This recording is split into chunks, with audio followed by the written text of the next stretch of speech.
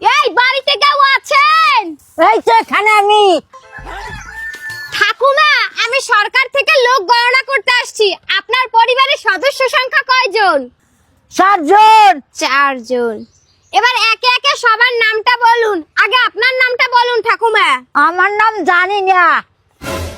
আমি আপনার সাথে ইয়ার্কি মারছি নাকি ঠাকুমা? আপনার নামটা বলেন, নিজের নাম নিজেই জানেন না। ম্যাডাম আমি এর কি মারছি না, সত্যি এই আমার নাম জানি না।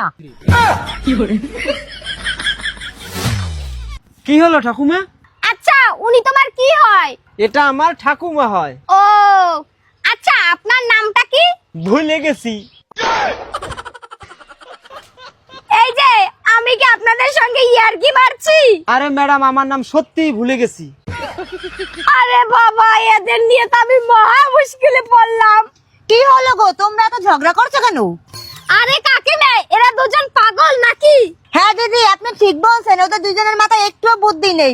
যা বলার আমাকে বলুন। ও, সেই জন্যই মনে হয় তখন থেকে ওই দুটো আবল তাবল বকতেছে। আচ্ছা কাকিমা, এদের কথা বাদ দেন, আপনার নামটা বলুন।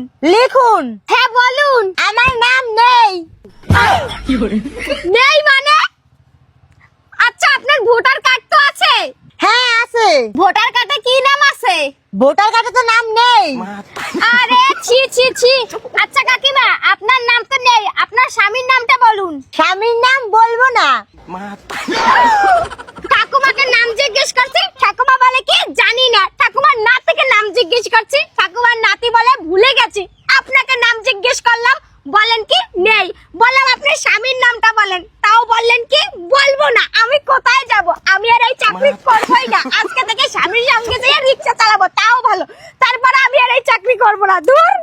আরে ও ম্যাডাম, আমাকে নামগুলো এরকম। আমার নাম জানি না বিশ্বাস। আমার নাম ভুলে গেছি বিশ্বাস। আমার নাম নেই বিশ্বাস। আর আমার স্বামীর নাম বলবো না বিশ্বাস।